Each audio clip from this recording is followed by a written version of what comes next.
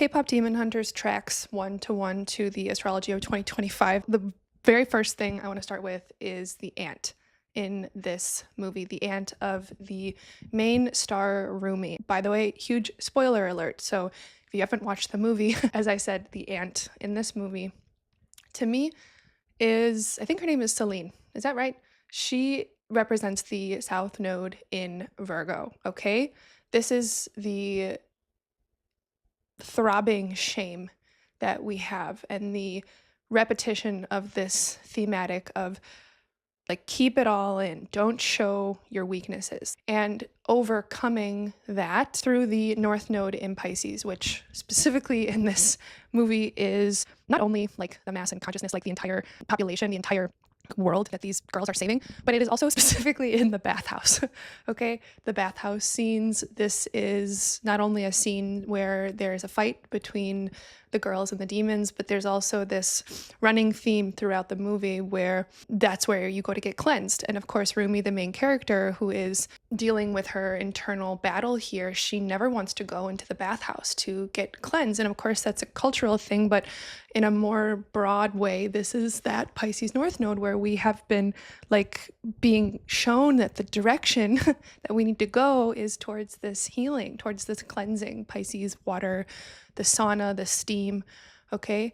But of course, we've had Saturn up there and we have had Neptune up there. We've had these illusions and delusions and quite literal blocks, things that have been keeping us. So Rumi did go in there for the fight scene, but she ended up having some of her clothes be ripped off by Jinu, by her, counterpart, her opponent here. It was being in that bathhouse that ultimately did expose her for the first time, but, he helped her to cover it back up so that she could go and be with her fighters again, her side. So covering up her scars, literally covered up her scars for the first time in the bathhouse, flooded with that shame, that South Node Virgo stuff. Even when she goes to her aunt in the very end, Rumi, her aunt, all she wants to do is keep her hidden and figure out a way to maintain the facade and the illusion. And ultimately that doesn't work out, right?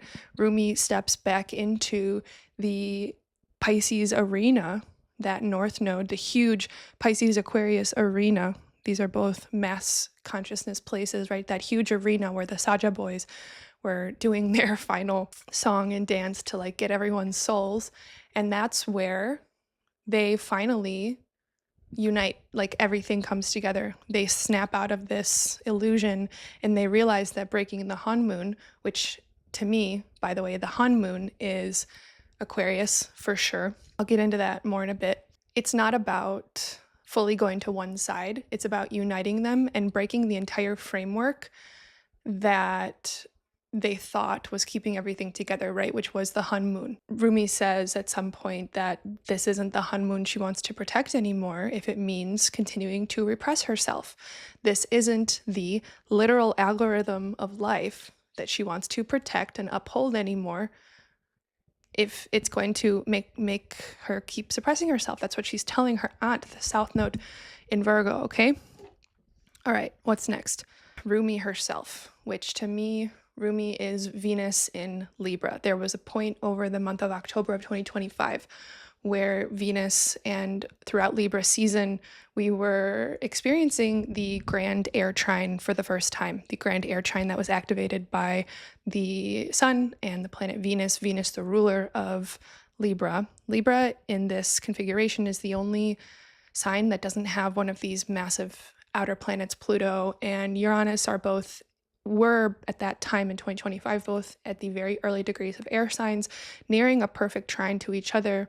There are only 3 signs per element. And so when we got that third cluster of planets into the sign of Libra in October, that is almost exactly when EJ and Audrey Nuna and Ray Ami all went on talk shows like SNL and Jimmy Fallon, and really this started to take over. I mean, the movie had already become like the most watched on Netflix's history, but it was really in October when we were experiencing that grand air trine that everything started coming to wider and wider mass awareness and mass consciousness.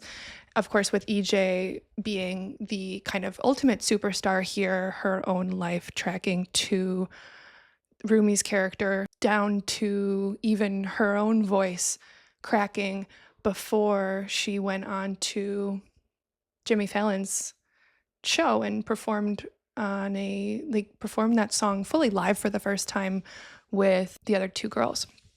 Okay, so the way that I see it, Rumi and EJ are aligned to Venus, the planet Venus, in specifically transiting through the sign of Libra and connecting these outer planets together through the Grand Air Trine, okay?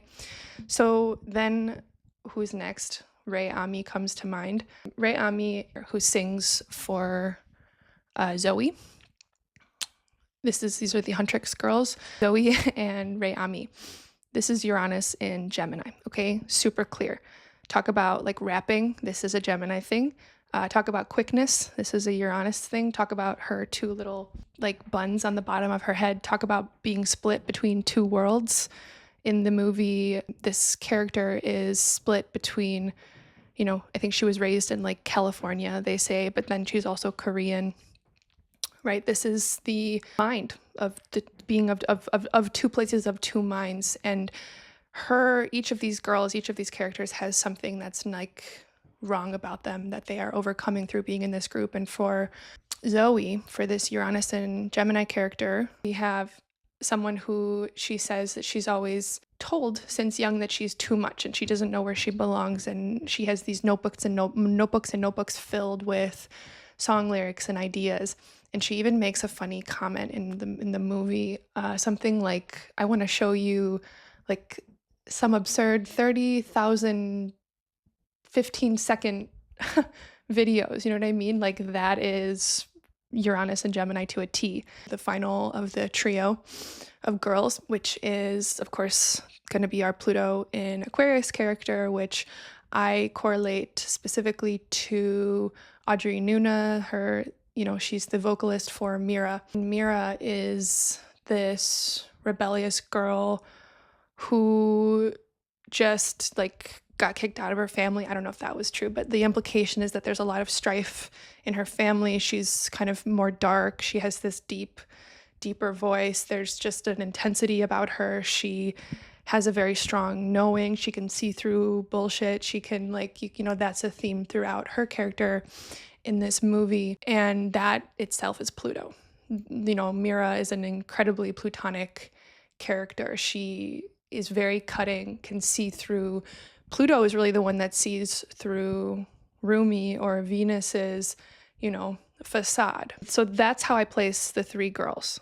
Golden, which is the song that is, I think it's nominated for a Grammy. I don't know. It's like one of the biggest songs in the world in this year. And these three girls are singing it, okay? And we have this Grand Air Trine that perfected in 2025. And it's no coincidence to me that the lyrics are up, up, up, golden. The literal, air signs are yellow and, gold. One of the final things that I want to say here is about the Saja boys. So, of course, this whole movie's theme is deeply, deeply Aquarian, deeply, deeply, deeply Aquarian, about the fans, about the collective, right? That was making up the Han Moon and the souls, essentially, that were giving life to the reality of the Han Moon and the world, basically. And Pluto and Aquarius, and even, of course, Uranus and Gemini, all of these associations I've just made have their counterparts, which reflected obviously in the Saja boys and in the demon realm, right? So we have, obviously it's like 5 of them, so it doesn't track one for one as well. However, we have their major songs. Your Idol are probably some of the most on the nose songs and interpretations of like the dark side of the Aquarian, the dark side of groupthink, where you idolize someone, literally, let me be your idol. And by the end of that song, they basically say that like you're already mine, so like don't even try to go away from this. That's kind of the other side of this Pluto and Aquarius. Pluto is both of these things. It's really all of these things. It is the bright and shining like transformation within golden, and it is also this completely, you know, demonic idolizing of following whatever the masses are doing, and, you know, thinking that you have a soul that can be sucked into this demon realm, where in reality what needs to happen is that it all needs to come together. Obviously good won at the end of this movie, but it didn't win because evil was vanquished. It won because evil was integrated, and we were able, like, these characters were able to exist. You know, Rumi's out basically.